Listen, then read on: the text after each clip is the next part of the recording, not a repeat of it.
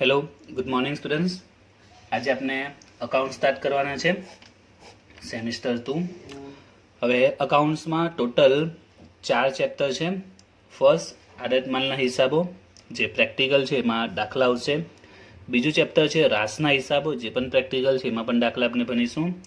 ત્યારબાદ ત્રીજું ચેપ્ટર છે ભાડે ખરીદ પદ્ધતિથી વેચાણના હિસાબો, એ પણ પ્રેક્ટિકલ ચેપ્ટર હશે. અને ચોથું છે હિસાબી ધોરણો, જે થિયરિકલ ચેપ્ટર છે. એટલે આ ટોટલ 4 ચેપ્ટર છે, જેમાં ચોથું થિયરિકલ અને બાકીના જે 3 છે ઓકે એ બધા પ્રેક્ટિકલ છે. તો હવે આજે આપણે અકાઉન્ટ્સમાં સૌથી પહેલાં જે ચેપ્ટર નંબર 3 છે એ સ્ટાર્ટ કરવાના છે. ચેપ્ટર 3 ભાડે ખરીદ પદ્ધતિથી વેચાણના હિસાબો. ત્રણેય ચેપ્ટર માટે તમને મોટો એક એક દાખલો પૂછાશે. ભાડે ખરીદ પદ્ધતિથી વેચાણના હિસાબો. તો સૌથી પહેલાં આપણે એ સમજીએ કે ભાડે ખરીદ પદ્ધતિથી વેચાણના હિસાબોમાં શું છે તે. ભાડે ખરીદ પદ્ધતિ શું છે, તેમાં કઈ રીતે વેચાણ થાય, પહેલાં આપણે એની થોડી માહિતી મેળવી લઈએ તો ચેપ્ટરનો કન્સેપ્ટ ક્લિયર થશે, તો આગળ ખ્યાલ આવશે. તો જુઓ, આજે આપણે કોઈ પણ જે મધ્યમ વર્ગીય વ્યક્તિ છે, બરાબર છે, સામાન્ય આવકવાળો વ્યક્તિ, માની લો કે એની મહિનાની આવક 20,000 હોય કે 25,000 હોય. હવે જો એને ઘરમાં જે આજે મોસમના જે સાધનો કહી શકાય, બરાબર છે, ઉદાહરણ તરીકે ફ્રીજ, ટીવી, એસી, વોશિંગ મશીન વગેરે, તો આ બધી વસ્તુ નોર્મલ દરેક વ્યક્તિ પાસે આજે ઘરમાં ઓલમોસ્ટ અડધા ઉપર ઘરમાં અવેલેબલ હોય છે. પણ એ સિવાય ધારો કે એને કાર લેવી હોય, બરાબર છે, કોઈ કે હેવી બાઇક લેવી હોય, તો એ બધી છે પૂરી કરવી એના માટે અઘરી બની શકે છે. ઓકે, તો આજના યુગમાં તમને ખબર જ છે કે જો તમારી પાસે હાલમાં એક પણ રૂપિયો ન હોય તો પણ તમે આ વસ્તુ લઈ શકો છો. કઈ રીતે?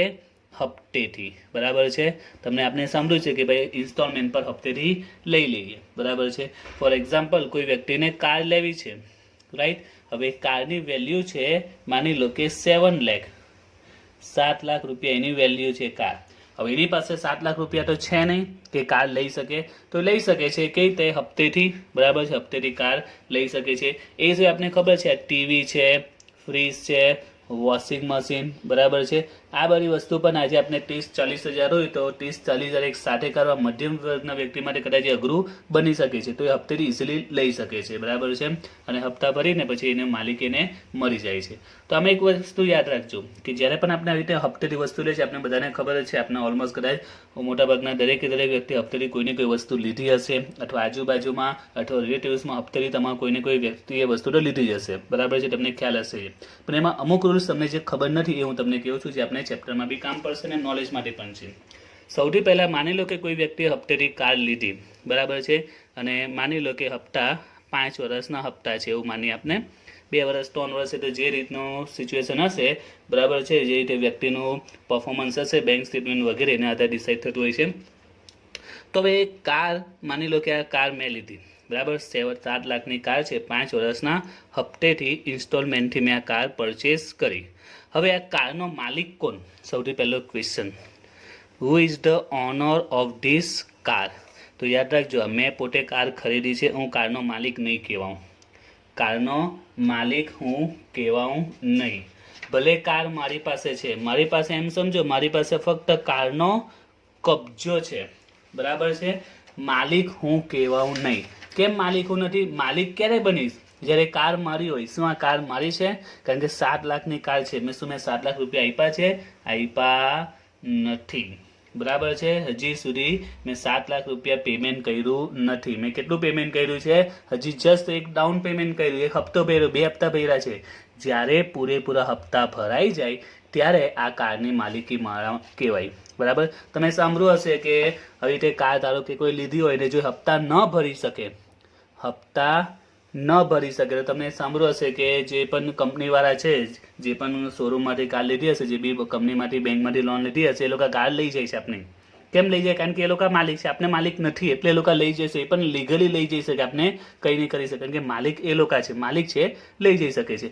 બીજી ભાષામાં કહો ને, એકદમ સિમ્પલ હજુ સમજવું આપણે, મેં મારું કોઈ ઘર છે, મેં ભાડેથી આપેલું છે, બરાબર, મેં કોઈ વ્યક્તિને ભાડેથી આપેલું છે, શું એ મકાનનો માલિક કહેવાય? નહીં, એ ફક્ત ભાડેથી છે, બરાબર છે, એ ભાડું ભરે છે ને ચલવે છે, બસ એમ સમજો. આ એના જેવું જ છે. ને ભાડું નહીં ભરશે તો મકાનમાં કાઢી મૂકીશ, હપ્તો નહીં ભરશે તો એ લોકો કાર આપની લઈ લેશે.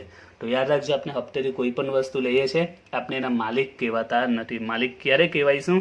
જ્યારે બધા હપ્તા ભરી જાય પછી આપણે લીગલ એના માલિક બનીએ છીએ, ત્યાં સુધી આપણે એના માલિક કહેવાઈએ નહીં.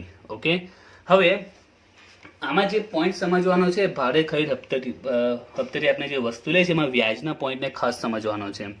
એક પોઈન્ટ યાદ રાખજો કે જ્યારે આપણે મારી ઓપિનિયન છે કે જો આપણે મોસ્ટોકની વસ્તુ જોઈતી હોય ને તો શક્ય હોય તો ઇન્સ્ટોલમેન્ટ પર લેવો, બરાબર છે, પણ એમાં થોડું વિચારીને લેવાનું. કારણ કે ઇન્સ્ટોલમેન્ટ પર યાદ રાખજો, આમાં ઇન્સ્ટોલમેન્ટ આપણે લાગે છે કે ચલો 5,000 8,000ના ઇન્સ્ટોલમેન્ટમાં વસ્તુ મળી જાય છે, આપણે લઈ લઈએ, એવું નથી હોતું. બરાબર, તો એ ખાસ ધ્યાન રાખજો. તો એના માટે એક સિમ્પલ એક્ઝામ્પલ સમજાવું. ચલો આ કારનો એક્ઝામ્પલથી તમને ડિટેલમાં સમજાવું છું કે શા માટે એવું ના પડે કે શક્ય હોય તો ઇન્સ્ટોલમેન્ટની લેતા પહેલાં 10 વખત વિચારવું જોઈએ. ઓકે, જીવન જરૂરિયાતની વસ્તુ છે, જેમ કે ટીવી, ફ્રીજ એ રોજબરોજની યુઝમાં આવે તેવી વસ્તુ છે. કાર રોજબરોજ યુઝમાં નથી આવવાની. એક એક્ઝામ્પલ આપું છું. એટલે જો તમારી વ્યવસ્થા હોય, સારી રીતે ફાઇનાન્શિયલ કન્ડિશન સારી હોય તો લેવો, ખોટું નથી એમ, પરંતુ એમાં થોડું વિચારીને લેવાનું. કારણ કે એમાં આપણે જે ઇન્સ્ટોલમેન્ટમાં લઈએ છીએ તો એમાં જે વ્યાજ જાય છે એના વિશે આપણે આઈડિયા હોતી જ નથી એમ. તો જો એના માટે સમજાવું છું. માની લો કે આ કાર 7 લાખની છે, રાઈટ, એ 5 યર્સના ઇન્સ્ટોલમેન્ટમાં મેં લીધી છે. ઓકે, એટલે 5 વર્ષ સુધી મારે ઇન્સ્ટોલમેન્ટ ભરવા પડશે. હવે ઇન્સ્ટોલમેન્ટમાં લીધી છે એટલે એમાં વ્યાજ પણ તો લાગશે જ. માની લો કે વ્યાજનો દર છે 10%. વ્યાજનો દર કેટલો છે? 10%, વાર્ષિક 10% વ્યાજ છે. હવે એક પોઈન્ટ ધ્યાન આપજો, અને જે હપ્તા છે તે, બરાબર, અને હપ્તા હું અત્યારે હપ્તા માટે વર્ષના હપ્તા લઈ લઉં છું. દર મહિને લેવા જઈશું તો 12, 50, 60 હપ્તા વિશે મારે સમજાવવું પડશે. તો હું વાર્ષિક હપ્તાના સંદર્ભમાં સમજાવું છું. ઓકે, વાર્ષિક હપ્તા, માનો કે વર્ષનો હપ્તો કેટલો છે તે. આપણા દાખલામાં બી વાર્ષિક હપ્તા આવશે, મહિના હપ્તા નહીં આવશે. કારણ કે જો તમારે મહિનાના હપ્તા ને 3 વર્ષનું અકાઉન્ટ પૂછે તો 3 વર્ષનું અકાઉન્ટ બનાવવું કેટલું મોટું થઈ જાય. 1 વર્ષના 12 મહિના, બીજા વર્ષના 12, ત્રીજા વર્ષના 12, તો 24 મહિનાની તમારે એન્ટ્રી આપવી પડે. એટલે આપણે જે દાખલા આવશે એમાં પણ વર્ષના હપ્તા એ લોકો આપશે. તો માની લો કે 7 લાખની કાર છે, તો તમને ખબર જ છે, તમે કોઈ પણ વસ્તુ આવી રીતના હપ્તેથી લેવો એટલે પહેલું કામ શું થાય ખબર? તમે 7 લાખની કાર લેવો એટલે તમારે પાસે સહી સિક્કા ભરું કરાવશે અને તમારે on the spot down payment આપવું પડશે. ખ્યાલ છે ને? આ રીતનું આવે છે. આપણે શું આપવું પડશે? ડાઉન પેમેન્ટ આપવું પડશે. કેટલું ડાઉન પેમેન્ટ? માની લો કે ડાઉન પેમેન્ટ 1 લાખ આપી દીધું. જો ધ્યાન આપજો, બરાબર, પછી હું જે પ્રશ્ન પૂછીશ એ વિચારજો. 7 લાખની કાર છે, 5 વર્ષના હપ્તા આપણે પસંદ કરીએ, 10% વ્યાજનો દર છે અને વર્ષે હપ્તો ભરવાનો આપણે એવું માનીએ. ડાઉન પેમેન્ટ કેટલું છે? 1 લાખ રૂપિયા ડાઉન પેમેન્ટ આપી દીધું. ઓકે, હવે પહેલો હપ્તો મેં ભર્યો, પ્રથમ હપ્તો. જો ધ્યાન આપજો, પહેલો હપ્તો માની લો કે પહેલો હપ્તો છે 50,000નો. પહેલો હપ્તો કેટલાનો છે? 50,000. રકમ તો વધારી લઈએ. 1,50,000નો પહેલો હપ્તો છે. પહેલો હપ્તો કેટલાનો છે? 1,50,000નો મેં પહેલો હપ્તો ભર્યો. ઓકે, હવે ધ્યાન રાખજો, 1,50,000નો મેં પહેલો હપ્તો ભર્યો, ડાઉન પેમેન્ટ 1 લાખ કર્યું, પહેલો હપ્તો 1,50,000નો ભર્યો. હવે મને એમ કહો કે મારે હવે કેટલું લોનની બાકી રહી? મારી લોનની બાકી કેટલી રહી? તો જો 7 લાખની લોન હતી. લોન કેટલાની હતી? 7 લાખની. ડાઉન પેમેન્ટ 1 લાખ ભરી દીધું, હપ્તો એ 1.5 લાખનો ભરી દીધો. હવે કેટલી લોન બાકી રહી છે? તો આપણે કહીશું કે ભાઈ 7 લાખની લોન હતી, પહેલા 1 લાખ ભરી દીધા એટલે હવે 6 લાખ બાકી બચ્યા. હવે 1.5 લાખનો હપ્તો ભરી દીધો, હવે કેટલા બાકી બચ્યા? 4.5 લાખ જ બાકી બચ્યા. એવું નથી. વ્યાજ ક્યાં ગયું? આપણે વ્યાજ આપવાનું જ ને 10%. તો જો વ્યાજ 10% વ્યાજ ગણાશે. આપણે ભલે હપ્તો 1.5 લાખ ભર્યો, યાદ રાખજો, તમે જ્યારે બી લોનમાં હપ્તો ભરો ને એટલી લોન ઓછી નહીં થતી. તમે લોનનો હપ્તો ભરો એટલી લોન ઓછી નહીં થઈ. હપ્તામાં શું હોય છે? વ્યાજ પણ સાથે ઇન્ક્લુડ જ હોય છે. આની અંદર વ્યાજ પણ પ્લસ છે. તમારે પહેલાં વ્યાજ માઇનસ કરવું પડે. તમારે જો એ જાણવું હોય કે ખરેખર મારી લોન હવે કેટલી બાકી છે તો હપ્તા માઇનસ નહીં કરવાના. અમારી હપ્તાને વ્યાજ કમ્બાઈન હોય છે. કોઈ પણ વ્યક્તિ આજે જે લોન લે છે, બરાબર, કોઈ પણ પ્રકારની લોન, એમાં જે હપ્તો ભરે છે એમાં 2 વસ્તુ કમ્બાઈન હોય છે. કઈ 2 વસ્તુ? એક તો મુદ્દલ પ્લસ એનું વ્યાજ, બરાબર, એની મુદ્દલ અને વ્યાજ બંને ભેગું મળીને હપ્તાની રકમ જતી હોય છે. એટલે એમાં મુદ્દલ પણ છે, વ્યાજ પણ છે. તો અમારે દરેક હપ્તામાં વ્યાજને છૂટું પાડવું પડશે. તો બોલો હવે આમાં વ્યાજ કેટલું હશે? તો વ્યાજ 10% છે. તો અહીંયા પ્રશ્ન થાય કઈ રકમના 10% કરવાના? ઓકે, તો બોલો કઈ રકમના 10% સાથે? 7 લાખના, 1 લાખના કે 1.5 લાખના 10% કરવાના? વિચારો. ફરીથી આખો પોઈન્ટ તો ખ્યાલ આવી ગયો ને. 7 લાખની લોન લીધી, 7 લાખની કાર છે એટલે 7 લાખ આપણે 1 લાખ એમાં આપણે ડાઉન પેમેન્ટ ભર્યું, પછી હપ્તા ચાલુ કર્યા. પહેલો હપ્તો 1.5 લાખનો આવ્યો, આમાં મુદ્દલ પણ છે, વ્યાજ છે. આમાં વ્યાજની રકમ કેટલી છે એ આપણે શોધવી પડે. દરેક હપ્તામાં વ્યાજ ઇન્ક્લુડ હોય. તો વ્યાજ 10% છે, તો કઈ રકમના વ્યાજ 10% થાય? તો યાદ રાખજો, વ્યાજ હંમેશા જેટલી રકમ ચૂકવવાની બાકી હોય ને એના પર જ વ્યાજ ગણાય. વ્યાજ કોના પર ગણાય? ચૂકવવાની બાકી રકમ પર જ. જો ઉદાહરણ આપું, માની લો કે મારો એક ફ્રેન્ડ છે, એની પાસે મેં 50,000 ઉછીના લીધા છે 10% વ્યાજે. જો ધ્યાન આપજો, મારો ફ્રેન્ડ છે, 50,000 મેં ઉછીના લીધા 10% વ્યાજે. ઓકે, હવે વાર્ષિક 10% છે. ધ્યાન આપજો આમાં, એટલે ખબર પડી જશે આ પોઈન્ટમાં, અને દાખલામાં બી કામ પડશે. આ 50,000 મેં ઉછીના લીધા છે 10% વ્યાજના દરે. 50,000 ઉછીના લીધા છે 10% વ્યાજનો દર છે. ઓકે, હવે 1 વર્ષ થયું, મેં ફક્ત વ્યાજ આપવા જ ગયો. 1 વર્ષ થયું અને મેં એને વ્યાજ ચૂક્યું. કેટલું વ્યાજ આપીશું એને? તો 10% વ્યાજનો દર છે, તો 50,000ના 10% એટલે મેં એને કેટલું વ્યાજ આપ્યું? 5,000 વ્યાજ આપી દીધું. અને સાથે સાથે મારી પાસે 10,000 રૂપિયા પડેલા હતા, તો મેં બીજા 10,000 રૂપિયા ચૂકવી દીધા. દેવું તો ઓછું થાય ને, બીજા 10,000 રૂપિયા ચૂકવી દીધા. એટલે આ શું ચૂકવી? મુદ્દલ ચૂકવી. ખબર પડી? 1 વર્ષ થયું, એની પાસે ગયો અને કીધું કે ભાઈ આ 5,000 વ્યાજના ને 10,000 હું મુદ્દલ ચૂકવી દઉં છું. ઓકે, તો આ તો બધાને ખબર પડી જાય. સિમ્પલ પોઈન્ટ છે. 50,000 મેં ઉછીના લીધેલા હતા કોઈ ફ્રેન્ડ પાસે 10% વ્યાજે, ને વર્ષે વર્ષે વ્યાજ આપવાનું હતું. તો 1 વર્ષ થયું તો મેં એને 5,000 કીધું કે ભાઈ 5,000 50,000 લીધેલા હતા ને, તો 50,000 10% લે કે 5,000 હું વ્યાજ આપું છું ને બીજું 10,000 મુદ્દલ ચૂકવું છું. આ પહેલું વર્ષ. હવે બીજા વર્ષે પણ મારે વ્યાજ આપવું પડશે, બરાબર. હવે મને બોલો કે 10% કરવાના, કઈ રકમના 10% કરવાના? તો કોમન સેન્સનો પોઈન્ટ છે. શું હવે હું 50,000 પર વ્યાજ ગણીશ? નહીં, હું શું કહીશ? એમ કે ભાઈ લાવ 5,000 વ્યાજ લાવું, તો હું શું કહીશ? ના ભાઈ 5,000 વ્યાજ નહીં મળે. કેમ 5,000 નહીં મળે? હવે મારું દેવું શું 50,000નું છે? નહીં, 50,000 તો ઉછીના મેં લીધેલા હતા, બરાબર, પણ 10,000 તો મેં ચૂકવી દીધા ને. તો હવે મારું ખરેખર મારી બાકી કેટલી બચી? 50,000 લીધેલા હતા, 10,000 તો મેં ચૂકવી દીધા, તો હવે મારી બાકી કેટલી બચી? 40,000. તો હવે વ્યાજ કેટલા પર આપીશું? 40 પર આપીશ કે 50 પર આપીશ? કોમન છે, 40 પર આપીશ ને, કારણ કે મારું દેવું જ હવે 40,000 છે, તો વ્યાજ તો 40,000 પર જ ગણાય ને. જે રૂપિયા ચૂકવવાના એના પર વ્યાજ ગણાય. એટલે હું વ્યાજ ચૂકવીશ તો કોના પર ચૂકવીશ? 40,000 પર ચૂકવીશ. કેટલું વ્યાજ? 4,000. અને સાથે સાથે મુદ્દલ પણ હું ચૂકવી રહ્યો છું. માની લો કે હવે મારી પાસે 25,000 રૂપિયા હતા, તો મેં 25,000 એને આપી દીધા. હવે ત્રીજા વર્ષે, તો હવે બોલો ત્રીજા વર્ષે વ્યાજ કઈ રકમ પર ગણાય? હવે ખબર પડી જવી જોઈએ. મારું કુલ દેવું હતું 50,000નું, બરાબર. પહેલા વર્ષે મેં 10,000 ચૂકવી દીધા એટલે 40,000 બાકી બચી, અને બીજા વર્ષે મેં કેટલા ચૂકવી દીધા? 25,000 રૂપિયા ચૂકવી દીધા. તો હવે મારું દેવું કેટલું બાકી બચ્યું? 15,000. એટલે જો મારે વ્યાજ આપવાનું રહે તો કોના પર આપવાનું રહે? આ 15,000 પર હું વ્યાજ આપીશ. 10% લેખે 1,500. અને મારી પાસે મુદ્દલ પણ હતી જ 15,000, તો મેં 15,000 ચૂકવી દીધા. તો જો મેં 50,000 જે ઉછીના લીધેલા તે જે ચૂકવાઈ ગયા. પહેલા અહીંયા 10 ચૂકવા, અહીંયા 25 ચૂકવા અને અહીંયા 15 ચૂકવા. તો 10 ને 25 35 ને 15 50. 50,000 ચૂકવાઈ ગયા અને આ બધું વ્યાજ ગયું. પહેલા વર્ષે 5,000, બીજા વર્ષે 4,000, ત્રીજા વર્ષે 1,500. આ બધું વ્યાજ ગયું. ખબર પડી? તો આ રીતના રિયલ લાઈફમાં કામ થતું હોય છે. તો બસ આમાં આપણે એ જ કરવાનું છે કે વ્યાજ હંમેશા કોના પર ચૂકવાય? જેટલું આપણું દેવું બાકી હોય તે, બરાબર છે. તો હવે આમાં વિચારો, આપણે કાર હતી 7 લાખને, બરાબર, ડાઉન પેમેન્ટ કર્યું 1 લાખ. ડાઉન પેમેન્ટ એ તારીખે જ થાય ને, બરાબર. ચલો માની લો 1/12 રોજ મેં કાર ખરીદી 7 લાખની અને એ તારીખે જ ડાઉન પેમેન્ટ ભર્યું. હવે આવતા વર્ષે 1/13, ઓકે, 1/13 1 વર્ષ પૂરું થઈ ગયું એટલે હપ્તો ભર્યો મેં 1.5 લાખ. ને યાદ રાખજો હપ્તામાં વ્યાજ સાથે હોય જ. આમાં વ્યાજને હપ્તો હોય, આ તો મેં સમજાવવા માટે છૂટું કર્યું છે, પણ આપણે લોન ભરીએ એમાં કંઈ બેંકવાળા એમ નહીં કહે કે ભાઈ 5,000 વ્યાજના ને 10,000 મુદ્દલ 15,000 આપો. બીજા વર્ષે એમ નહીં કહે 4,000 વ્યાજના ને 25,000 મુદ્દલ 29,000 આપો. ત્રીજા વર્ષે આ રીતના નહીં કહે કે 15,000 મુદ્દલ ને 1,500 વ્યાજ 16,500 આપો. એમાં તો ફિક્સ રકમ કહી દે કે ભાઈ આટલી રકમ છે, બરાબર છે.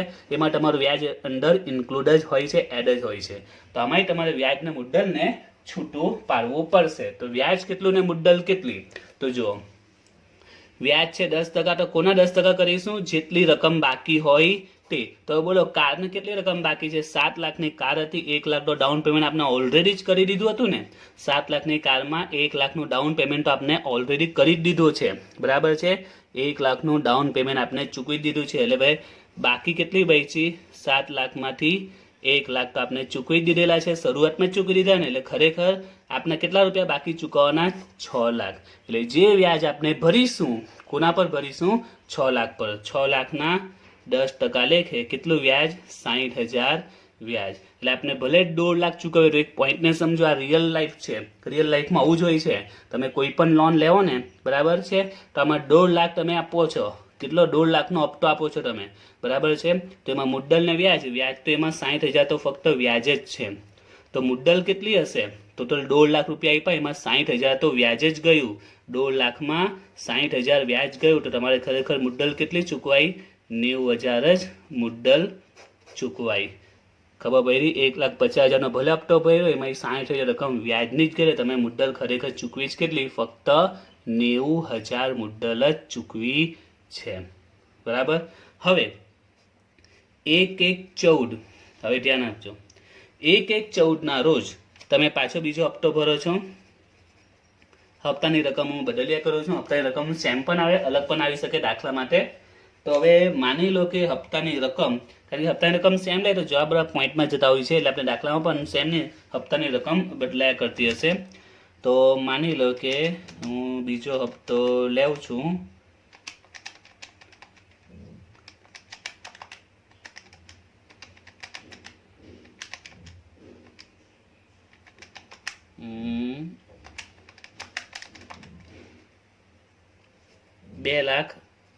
$2,51,000નો બીજો હપ્તો છે. બીજો હપ્તો કેટલાનો? 2,51,000નો. તો આમાં પણ વ્યાજ પણ હશે અને મુદ્દલ પણ હશે. આ રકમની અંદર પણ મુદ્દલ ને વ્યાજ બંને સમાયેલું છે, બરાબર છે. મુદ્દલ પણ સમાયેલું છે, વ્યાજ પણ સમાયેલું છે.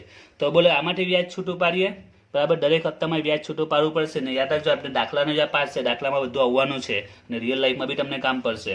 તો બોલો હવે આમાં વ્યાજ કેટલું છે? તો આપણે લોન કેટલી બાકી છે? તો જો પહેલા 7 લાખ હતી, એમાં તમે 1 લાખ ડાઉન પેમેન્ટ ચૂકવાઈ ગયું, તમારી 6 લાખ બાકી હતી, એના પર વ્યાજ ગઈનું. બીજા હવે તમારે કેટલા ચૂકવા? મુદ્દલ 90,000. આમાં કેટલા? 10,000 ચૂકવેલા ને, તો આમાં 90,000 ચૂકવ્યા. તો આમ ડાયરેક્ટ વિચારો, ટોટલ 7 લાખ હતી. પહેલા ડાઉન પેમેન્ટ કેટલું ચૂકવ્યું? 1 લાખ. એટલે 6 લાખ બાકી બચ્યા. પછી તમે કેટલા ચૂકવ્યું? હવે મુદ્દલ ગયા વર્ષે 90,000 ચૂકવ્યા. એટલે હવે તમારી લોન કેટલી બાકી બચી? 5,10,000 બાકી બચી. હવે કેટલી બાકી? 10,000. એટલે વ્યાજ કોના પર ગણાશે? 5,10,000. વ્યાજનો દર 10%. તો વ્યાજ કેટલું આવશે? 5,10,000ના 10%. તો એ કેટલા આવશે? 51,000 વ્યાજ જશે. ઓકે. એટલે તમે 2,51,000નો ભલે હપ્તો આપ્યો છે, એમાં 51,000 તો વ્યાજ જ ગયું છે અને 2 લાખ તમારી મુદ્દલ ચૂકવાય, એટલી લોન તમારી ચૂકવાઈ કહેવાય. ખ્યાલ આવ્યો? હવે ત્રીજા વર્ષે 1/1/15 તમે ત્રીજો હપ્તો ચૂકવો છો. માની લો કે ત્રીજો હપ્તો 5/10 ને ત્રીજો હપ્તો આપણે લઈએ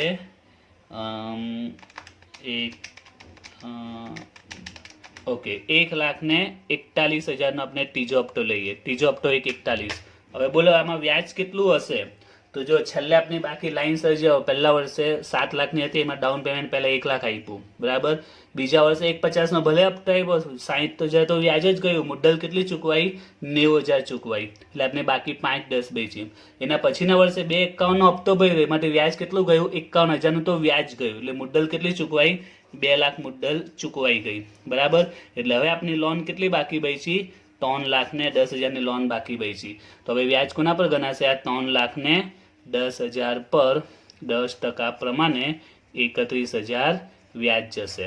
તો 1/41નો ભલે હપ્તો ભર્યો, એમાં 31,000 તો આપનું વ્યાજ જ ચાલ્યું ગયું. તો આટલી આપની મુદ્દલ ચૂકવાઈ હશે. ખ્યાલ આવી ગયો? તો તમારે જે દાખલા આવશે એમાં આ જ ગણતરી કરવાની આવશે કોષ્ટક સ્વરૂપે. જો તમને કોલેજમાં ચાલ્યું હશે તો કરાવ્યું હશે વ્યાજની ગણતરી દર્શાવતું કોષ્ટક, તેમાં આ રીતની જ ગણતરી કરવાની આવશે, પણ એક આખું કોષ્ટક સ્વરૂપે. મેં તમને કોષ્ટક વગર સમજાવ્યું છે, પણ આ જ ગણતરી આપણે કોષ્ટક સ્વરૂપે કરવાની આવશે. ક્લિયર? તો આ ગણતરી આપણે જોઈશું પછી.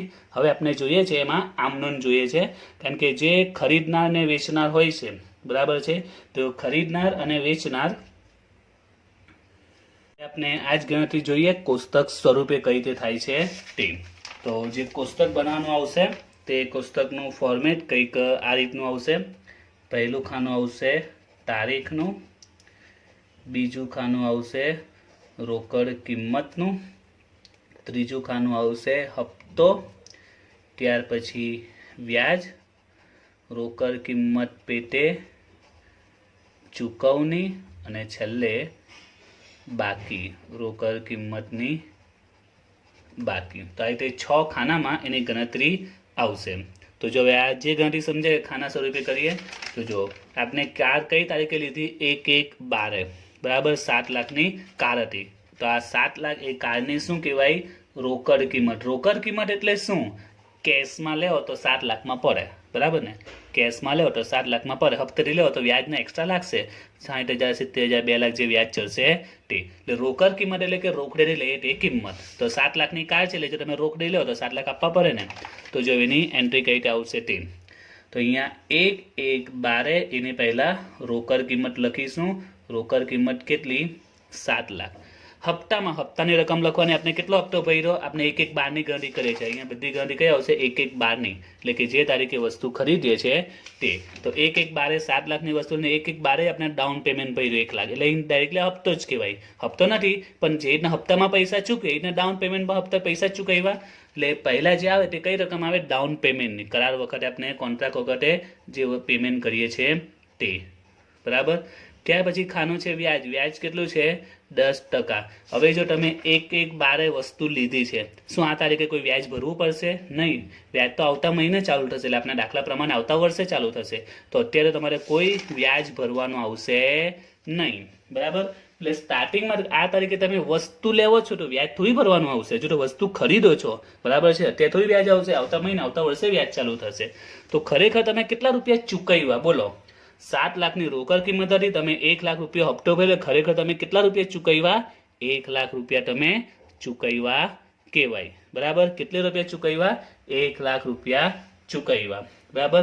આ રોકડ પેટે ચૂકવણી એટલે શું તો આપણે જે ગણતરી કરતા હતા ને તે આ રોકડ પેટે ચૂકવણી એટલે આ ગણતરી આપણે જે મુદ્દલ જે ચૂકવે છે ને દરેક હપ્તામાં મેં કીધું મુદ્દલ ને વ્યાજ બંને હોય છે। આમાં વ્યાજ પણ છે ને મુદ્દલ પણ છે। આપણે છૂટું પાડીએ છીએ કે વ્યાજ આટલું ચૂકવ્યું અને મુદ્દલ આટલી ચૂકવી। મુદ્દલ એટલે કે આ રોકડ કિંમત સામે આટલા રૂપિયા ચૂકવ્યા।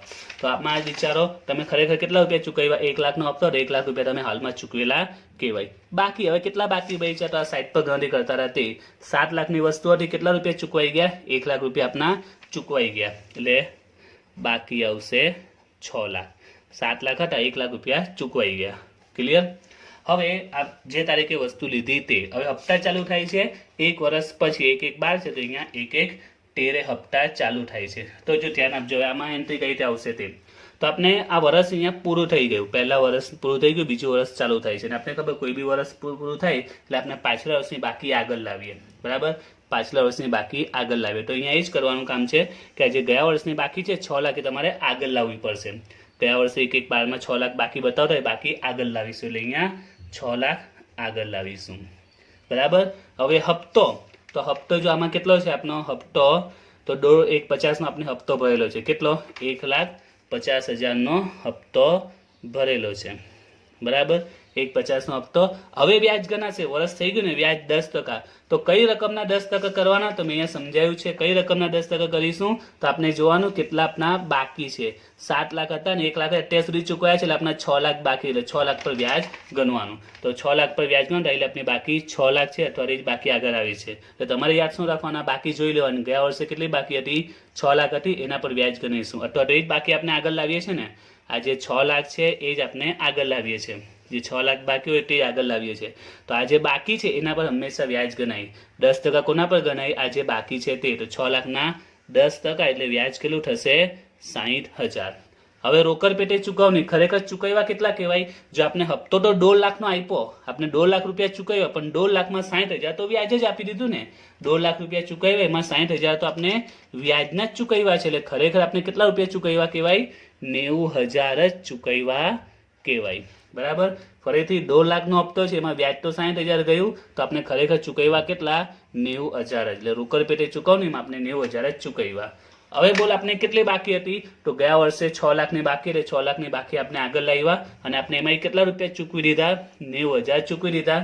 6 લાખની બાકી હતી, એમાં 90,000 ચૂકવી દીધા ને 6 લાખની બાકી અહીંયા લાવ્યા છે. તો તમે બંને રીતે વિચારી શકો કે આ જે 6 લાખની બાકી છે એમાંથી 90,000 ચૂકવાઈ ગયા, અથવા તો આ 6 લાખની બાકી આગળ લાવેલ એમાંથી અત્યારે 90,000 ચૂકવાયા. તો હવે આપણે કેટલા રૂપિયા બાકી બચ્યા?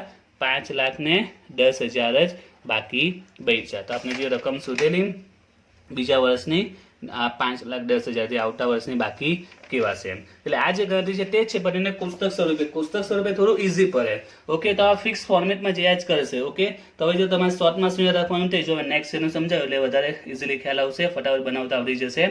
શું કરવાનું? પાછલા વર્ષની બાકી આગળ લાવો, એટલે કે 5,10,000 છે એને તમે આગળ લાવો. બરાબર, બાકીને આગળ લાવ્યા.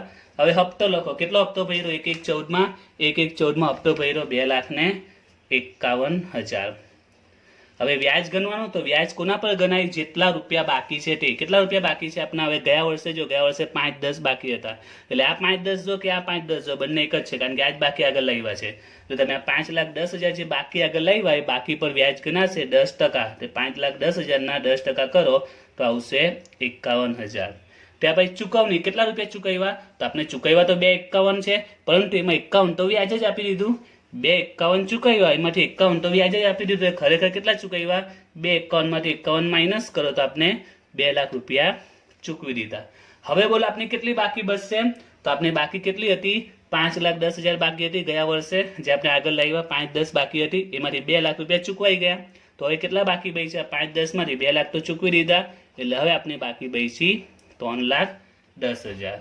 ઓકે, હવે નેક્સ્ટ હપ્તો 1/1/15માં. તો આપણે બાકી આગળ લાવીશું 3,10,000. હવે જો જે બાકી છે બાકી આગળ લાવો. હવે આપણો હપ્તો કેટલો છે? તો 1/1/15 નો હપ્તો છે 1,41,000.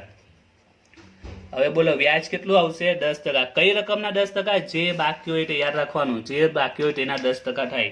તો આપણે કેટલી બાકી છે? 3,10 બાકી આપણે આગળ લાવ્યા. બરાબર, તો 3,10 ના 10% કરીએ તો કેટલું આવશે? 31,000. હવે બોલો કેટલા રૂપિયા ચૂકવાયા? 1/41 નો હપ્તો હતો, એમાં 30,000 31,000 ચૂકવા, એટલે ખરેખર ચૂકવા કેટલા?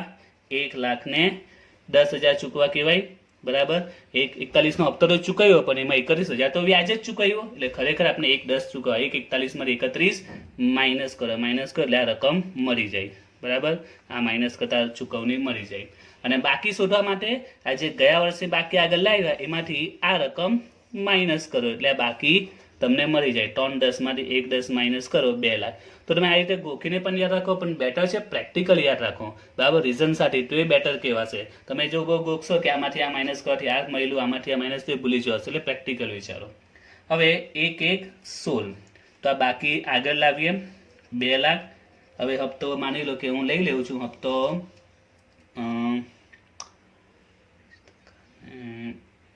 1,50,000 ધારો કે હપ્તો કેટલો છે? 1,50. હવે બોલો વ્યાજ 10%. કોના 10% થાય? વ્યાજ હંમેશા બાકી રકમ. કેટલી બાકી હતી?